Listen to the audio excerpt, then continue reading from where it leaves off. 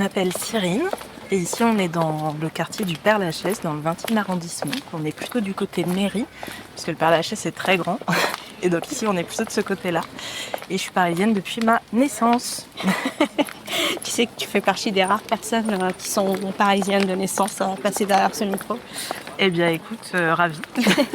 Et alors, pour commencer, qu'est-ce qui rend le Père-Lachaise aussi unique comme cimetière et comme patrimoine parisien ? Alors le Père-Lachaise, c'est évidemment un cimetière. Déjà, c'est le plus grand cimetière intramuros dans les limites donc de Paris.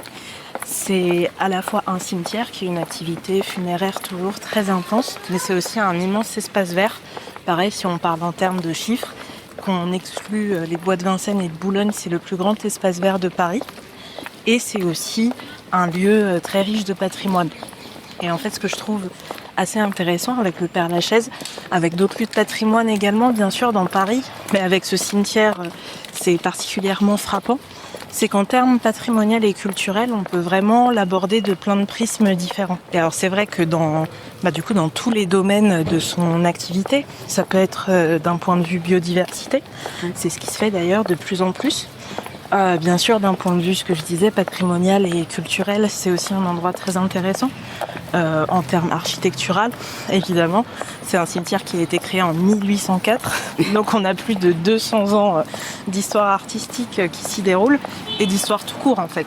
Et je pense que c'est ça qui fait vraiment la multiplicité des prismes pour aborder ce cimetière, c'est qu'on peut autant l'aborder par exemple, l'histoire napoléonienne, l'histoire coloniale, l'histoire des religions, mais aussi, par exemple, par l'histoire LGBT, ce que j'ai essayé de faire plus récemment, il y a quelques années quand même déjà, en créant justement un parcours et une visite qui adopte ce prisme à la fois de l'histoire LGBT du cimetière et à la fois de ses personnalités. Et qu'est-ce qu'on découvre en regardant le Père-Lachaise que c'est... Il y a deux chiens qui... Waouh. C'est la saison de l'amour, à ce que je vois. Ah bah oui, mais c'est pas là, ça t'aime bien. J'ai jamais vu un truc aussi passionné de ma vie. Il y avait deux chiens assez intenses. Ouais. Et du coup, qu'est-ce qu'on découvre en regardant le Père-Lachaise via le prisme LGBT que tu es en train de regarder depuis quelques années, comme tu disais ? Alors, déjà, on peut étudier en effet, ce qu'on peut découvrir, c'est les différentes personnalités LGBT qui y sont inhumées. Ce qui est intéressant, c'est qu'en prenant cette histoire par le prisme de la mort, en l'occurrence, là encore, ça nous permet de faire une histoire quasiment de l'histoire LGBT et de ses identités, parce qu'on peut remonter jusqu'au XVIIIe siècle et aller jusqu'aux personnages les plus contemporains. T'as qui comme personnage LGBT qui te vient en tête ? À part les plus connus que nous, on a qui pop-up dans nos têtes, je pense notamment à Oscar Wilde, qui a l'une des tombes les plus connues du Père-Lachaise. Et Marcel Proust est enterré aussi ici. Tout à fait. Pas très loin d'Oscar Wilde d'ailleurs. C'est vrai ? Pas très loin. Son voisin. Je pense qu'en termes de caractère, il ne se serait pas entendu, mais... Je suis pas sûre. Mais en effet, ils sont vraiment pas très loin l'un de l'autre. Comme personnalité moins connue, je mentionnerais peut-être Marie Souvestre, qui est une pédagogue, alors lesbienne, on dirait, qui était une pédagogue lesbienne de la fin 19e, début 20e, et qui a vraiment développé une pédagogie assez nouvelle autour de la liberté, de la réflexion autonome, et qui avait donc une école de filles en Île-de-France, pas très loin de Fontainebleau. Et donc elle promouvait vraiment la liberté, la capacité de réflexion individuelle dans une pédagogie très libre, très autonome en fait. Et donc ce qui est intéressant, c'est qu'il y a plusieurs personnalités lesbiennes ou bisexuelles qui sont passées d'ailleurs par cette école. On peut penser par exemple à Eleanor Roosevelt. Donc c'est assez intéressant. D'accord. Et tu as parlé de différentes époques comme prisme également pour voir le Père-Lachaise. Quelle est ton époque préférée à toi, celle que tu trouves la plus intéressante pour regarder le Père-Lachaise ? Est-ce que ce serait le prisme colonial dont tu parlais, napoléonien, ou lequel ce serait ? Choisir une époque préférée, ça va être vraiment difficile. Tu as une machine à remonter le temps et tu reviens à une époque. Oula, alors ça dépend pourquoi. Alors là, faut pas me demander de faire des choix, ça c'est la chose la plus difficile parce que j'ai toujours fait le choix des choix très éclectiques et divers, donc je ne sais pas si je vais être en capacité de choisir. Ça pourrait être intéressant de remonter peut-être à des époques, pas forcément les plus anciennes, mais au moins au 19e siècle. Et je pense par exemple à la seconde moitié du 19e, plutôt pour voir des éléments du Père-Lachaise qui ne sont plus là. Je pense par exemple à l'ancien carré, cimetière même musulman, qui était au sein du cimetière du Père-Lachaise et où il y avait des différents monuments qui maintenant n'existent plus, et également un petit bâtiment, un petit édifice qui servait pour les ablutions et qui était appelé la mosquée, même si ce n'est pas une mosquée, et des choses donc en fait qui sont un patrimoine disparu. Et j'aimerais beaucoup les voir de mes yeux parce que j'ai travaillé dessus d'un point de vue archivistique, mais les découvrir ce serait une grande richesse forcément. Pourquoi est-ce que ce patrimoine a disparu? Alors, la dégradation des tombes, ce qu'il faut avoir en tête, c'est qu'il y a de nombreuses tombes qui sont des propriétés privées.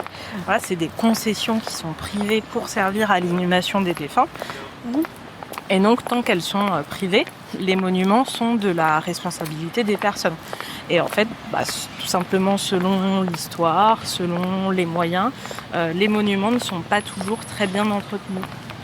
Et quand on pense à des figures dont on parlait comme Oscar Wilde, où on sait qu'il n'y avait pas forcément d'ayant droit, comment est-ce qu'on arrive à comprendre que la tombe soit aussi bien conservée? La tombe d'Oscar Wilde, en l'occurrence, on en connaissait des ayants droit. Et de toute façon, c'est un monument qui fait partie des 14 monuments ou tombes qui sont classés monuments historiques au cimetière du Père-Lachaise. Donc il y a des protections. Ok. Et en parlant de monuments historiques, quelle est d'après toi la tombe la plus incroyable du Père-Lachaise? Je suis désolée, je sais que tu n'aimes pas faire des choix et je te demande de faire que ça. C'est ça, on me demande de faire des choix, c'est vraiment terrible. Bon, attends, je vais réfléchir un petit peu quand même. La tombe la plus incroyable. Celle dont toi, tu ne peux pas te lasser. Celle dont je ne peux pas me lasser. Oui.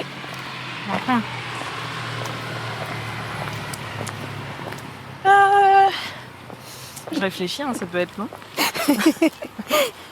Je vais mettre une petite musique d'ambiance oui, si tu veux que la chantonner.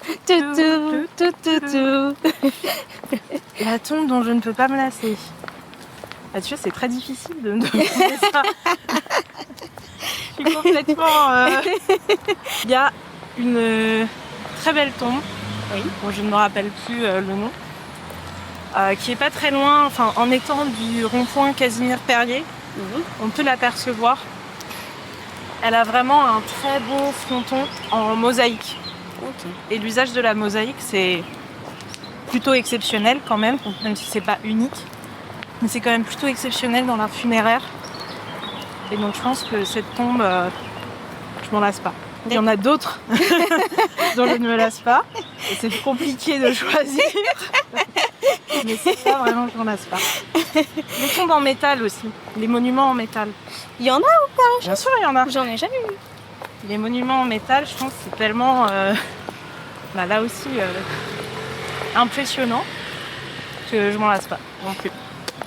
Est-ce qu'il t'arrive de voir des tombes comme celle en métal ou en mosaïque et d'essayer d'apprendre l'histoire de la personne derrière? Et dans ce cas, quelle a été la personne dont tu as découvert la vie à travers sa tombe et que tu aimerais partager avec nous? Parce que c'est quand même intéressant pour toi, tu découvres les gens après leur mort en fait, à travers leur tombe. C'est vrai. Alors, je pense que c'est pas forcément à travers la découverte de monuments que j'ai été amenée à découvrir des personnalités. Parce que quand je travaillais encore au patrimoine des cimetières de la ville de Paris, je faisais beaucoup d'études, donc d'inventaires, de reprises de tombes très anciennes et qui avaient été un petit peu justement laissées à l'abandon, dirait-on, et qui avaient été reprises administrativement par la ville. Et donc, parfois, il n'y a plus de monuments qui restent. Et pourtant, il y a toujours bien un ou plusieurs défunts sous cette terre, mais que rien ne nous signalerait, puisque le monument a disparu. Et je pense que c'est ça qui est le plus, parfois émouvant même, c'est de redécouvrir justement et potentiellement une personnalité, donc au-delà d'un défunt, qui dans tous les cas était un individu, ça c'est une certitude, mais de redécouvrir justement des histoires derrière, sous une couche de terre en fait, qui ne signalerait pas du tout la présence de cette personnalité. Je pense que c'est ça qui est le plus marquant. D'accord. Et en parlant de trucs dont on se lasse pas, comme je te disais, tu fais partie des rares Parisiens de toujours qui sont passés derrière ce micro. Comment est-ce que quand on est un vrai Parisien comme toi, entre guillemets, on fait pour ne pas se lasser de la ville qui est très bruyante, très chiante, avec des conditions de vie très particulières? Comment fait-on pour ne pas s'en lasser? Tu as brossé un portrait Très positif. très positif et qu'en effet on peut percevoir ainsi.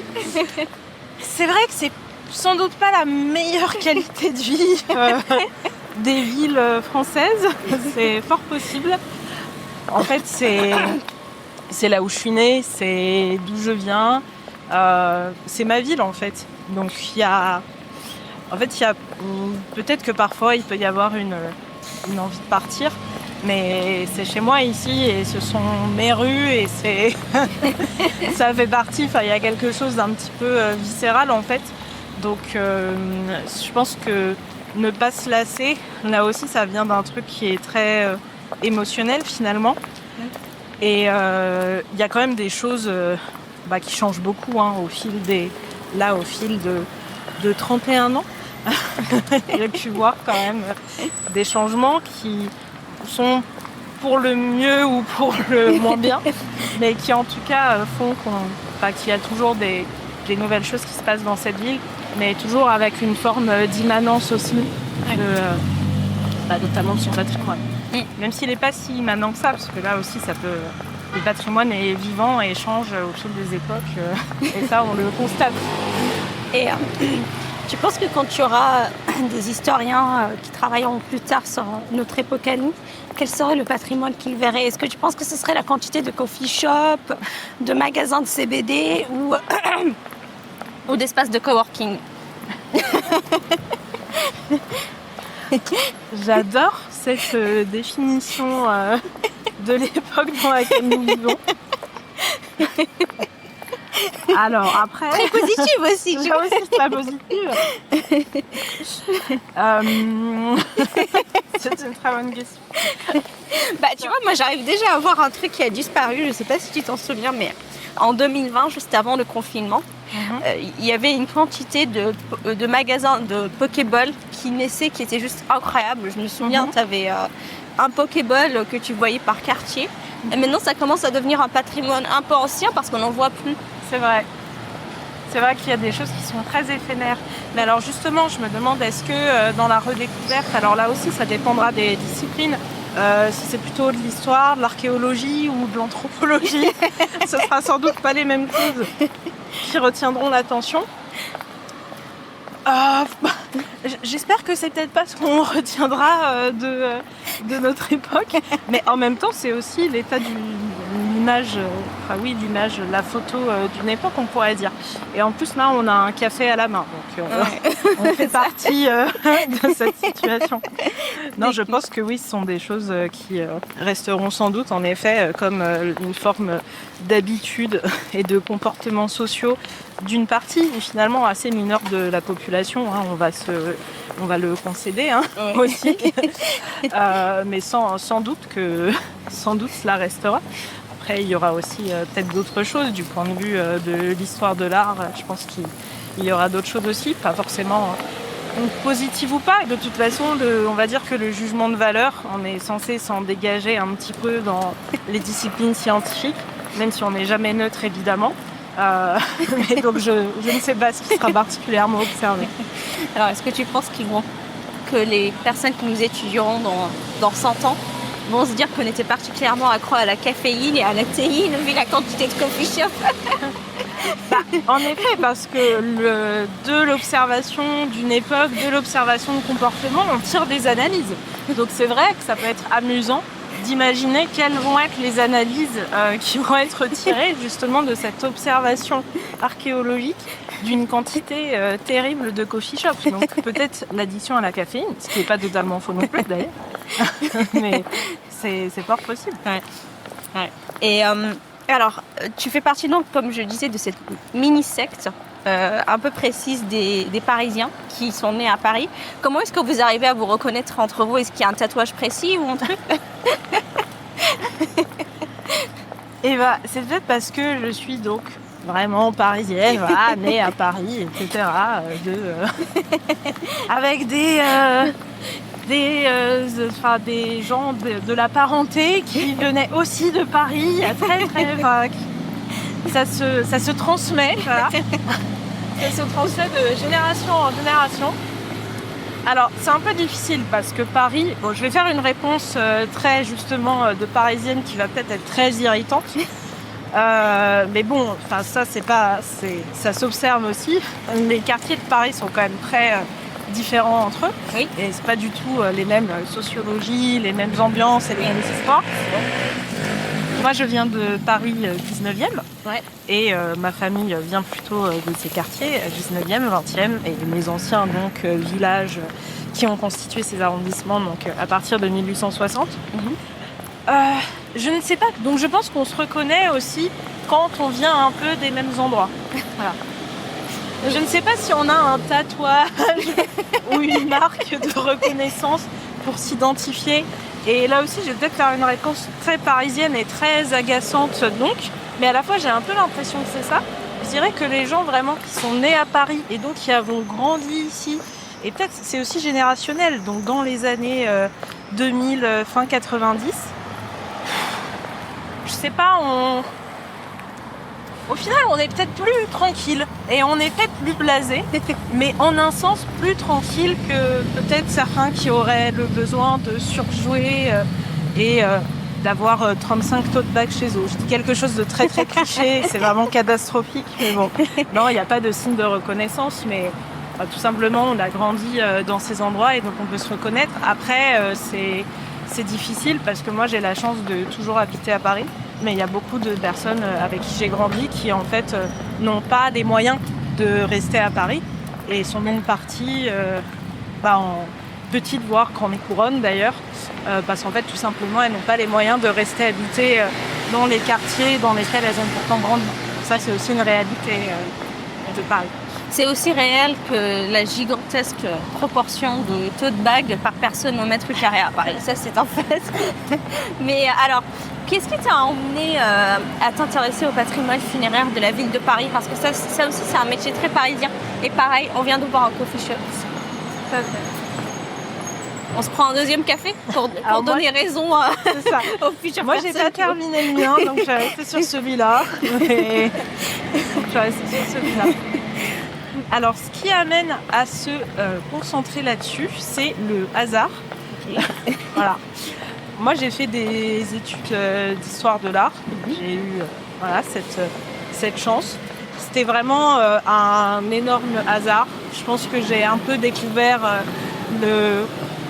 les choses que à l'époque j'appelais donc belle et l'art, que j'arrivais pas du tout à définir dans une perspective scientifique comme je peux le faire maintenant.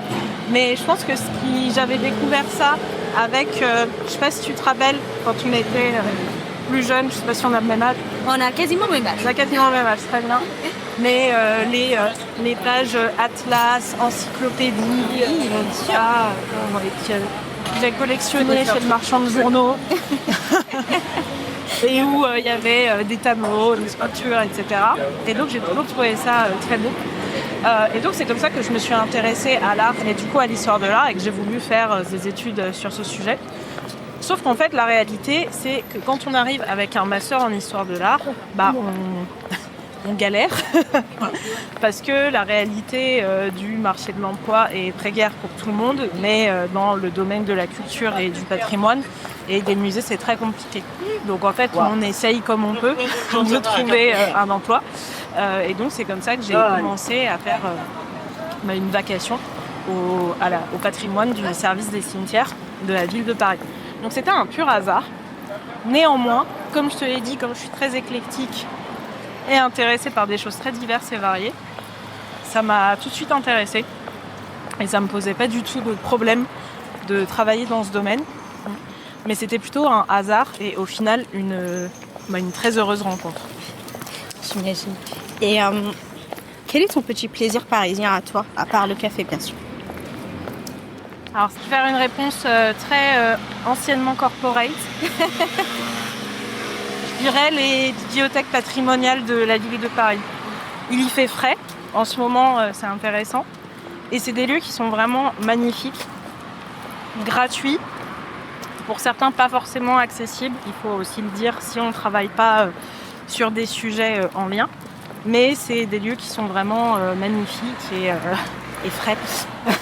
Ouais. Et à la fois un grand plaisir, mais aussi un petit plaisir immédiat. Ouais. Justement, je pense à la bibliothèque de la Cité de l'Architecture qui est juste magnifique. Oh, salut le chien. Mais qui n'est accessible que pour les architectes, par exemple. Voilà. Mais toi, tu pensais à quelle bibliothèque? Je pensais par exemple à la bibliothèque, aux différentes bibliothèques historiques de la ville. Alors par exemple, je pensais à Forney, qui est vers Pont-Marie, qui est vraiment un très bel endroit et frais, et qui est donc accessible. C'est surtout à celle-là que je pensais. Je pensais également à la salle Labrouste de l'INHA, mais en effet, là non plus, elle n'est pas accessible à moins qu'on travaille sur des sujets d'histoire de l'art. Alors là, on est en train de traverser en fait un monument qui décrit les morts de la Première Guerre mondiale. Est-ce que c'est les morts qui sont enterrés au Père-Lachaise? Alors là, c'est un monument commémoratif qui a été installé en 2018, si je ne dis pas de bêtises, mais là je ne pense pas, qui a été donc installé en 2018 justement dans le cadre des commémorations de 1918 pour le centenaire. C'est un long monument qui longe tout le mur d'enceinte du Père-Lachaise sur le côté boulevard de Ménilmontant. Et en fait, ce sont tous les noms des morts parisiens pendant la Première Guerre mondiale. Et donc l'idée, en effet, c'était vraiment de rendre hommage à tous ces morts parisiens, puisqu'on est à Paris et que le cimetière est un établissement public parisien. Donc voilà, c'était l'idée avec ça, mais toutes ces personnes, alors il doit y en avoir qui sont au Père-Lachaise, j'aurais pas la liste, mais toutes ces personnes ne sont pas au Père-Lachaise. C'est inacceptable, il faut que tu nous donnes la liste. Ouais. Et ça n'a été fait que pour Paris dans le cadre des commémorations du centenaire, ou est-ce que tu sais si d'autres villes l'ont fait par exemple? En l'occurrence, je ne le sais pas, mais c'est une bonne question, on pourrait chercher cette info. Alors, j'ai l'habitude de poser une question dans ce podcast, mais je me rends compte que pour toi, elle va être un peu difficile à répondre et je m'excuse d'avance. En plus, je t'ai posé que des questions, on te demandait de faire des choix. C'était de savoir ce que Paris a changé comme personne, mais comme vous connaissez toujours avec Paris, c'est difficile de répondre à cette question. Mais en revanche, on va la modifier. Si toi, tu pouvais changer quelque chose dans Paris, ce serait quoi? Si je pouvais changer quelque chose dans Paris, là, c'est un peu... Ça va être très lié au contexte, je pense, la chaleur. Je pense, et c'est pas que mon avis, c'est aussi l'avis des scientifiques, c'est une ville qui est très peu adaptée à la chaleur, à la canicule et à l'évolution du dérèglement climatique tel qu'il va être, tel qu'il est déjà et tel qu'il va s'accentuer. Donc je pense que c'est peut-être ça que je changerais. Ouais, l'adaptation. Je pense que le baron Haussmann ne savait pas trop ce qu'était la canicule, tu vois. Alors, je pense pas qu'il en ait connu de son vivant. Mais on devrait le ramener, tu vois, pour qu'il puisse y réfléchir. En fait, toi, tu parles beaucoup du Père-Lachaise, mais si le Père-Lachaise devait parler de toi, qu'est-ce qu'il me dirait? Alors, qu'est-ce qu'il dirait en un mot, en une phrase, en plusieurs phrases? Alors, il est bavard, le Père-Lachaise. Comme tu le sais, il est bavard, donc il a le droit de dire plusieurs choses. Plusieurs choses, ok, très bien. Peut-être qu'il dirait que je suis loyale et investie. C'est une réponse très bateau. C'est très corporate surtout. C'est très corporate, ouais. Alors que pourtant, j'y travaille plus. Hein. Donc vraiment, on voit que... On dirait qu'il fait son entretien d'évaluation annuelle, le Père Exactement, Lachaise. c'est mon entretien professionnel à la ville de Paris. C'est vrai que c'est très corporate. Hein. Le service public, ça vous reste dans la peau. Non, mais alors c'est vrai que c'est une réponse au-delà de corporate, j'aurais dit un petit peu bateau aussi. Mais je pense que c'est vrai, parce que j'ai quand même énormément arpenté ces allées. Je les arpente toujours, beaucoup moins, hein, mais toujours. Donc je pense une forme de loyauté. C'est vrai que c'est peut-être ce mot qui fait très entretien professionnel annuel. Qu'est-ce qu'on pourrait dire d'autre de moi Bon, j'ai que des réponses un petit peu bêtes qui me viennent en tête. Il n'y a pas de réponse bête. Ouais. Bah, on va rester dans le même registre, mais donc pas avoir peur de marcher dans les hautes herbes, d'entrer en division, d'affronter les déjections d'animaux divers et variés, et parfois pas que des animaux, malheureusement. Voilà, les gens sont périles. Oh waouh, ok. Donc, mais c'est pour ça, tu as beaucoup d'investissements. Ah non, t'as investi, je pense qu'on peut le dire. Mais est-ce que, en parlant de loyauté, on va parler de son contraire, donc d'infidélité. Avec quel cimetière est-ce que tu trompes le Père Lachaise et que tu considères comme comme très intéressant? Tu vois, je te demande pas de faire des choix, je te demande de mettre un deuxième. Exactement, c'est fuck, marry, kill. Exactement. Mais je te demanderai pas de kill un cimetière parisien. Ah oui, bah, j'espère. C'est terrible.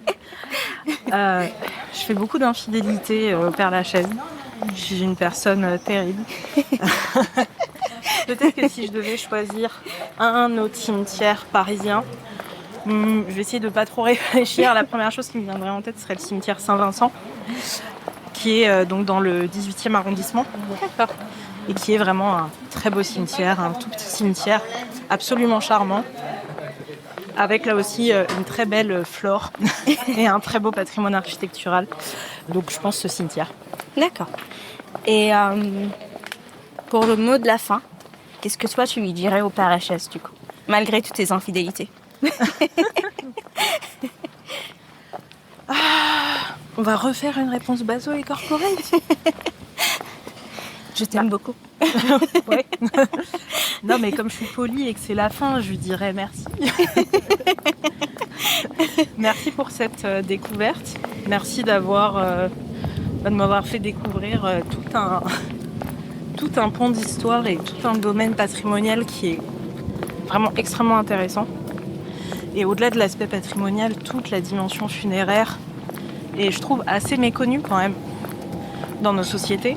C'est quelque chose qui soit peut être perçu comme tabou ou qui va pas forcément être le domaine qu'on va le plus étudier et dont on va le plus parler. Donc je pense que c'était très précieux de découvrir ce domaine pendant 3 ans et demi et de devenir quand même un peu spécialiste, je l'espère. Tu l'es. Merci. Tu es devenu un monument du Père Lachaise. Ah oui, carrément. En fait, j'espère qu'on te donnera une tombe gratos tellement tu as étudié le Père Lachaise. Alors, la division Cyrine. Alors non. On lancera la pétition. On la lancera. Donc je pense que oui, je lui dirais merci et merci pour cette richesse et merci d'être un terrain de jeu. On ne peut pas jouer au Père Lachaise, c'est un cimetière, donc on ne joue pas. Mais métaphoriquement, c'est vraiment un endroit où en tant que maintenant que conférencière, j'ai pu développer plein d'idées, de parcours, d'histoires justement à mon compte. Et tout ça, c'est vrai que ça a commencé il y a 4 ans avec la visite Histoire et personnalité de l'été. Et j'espère que je vais pouvoir la continuer, un petit peu modifiée donc, vu que je n'y travaille plus, mais un petit peu modifiée avec encore plus ma propre perspective.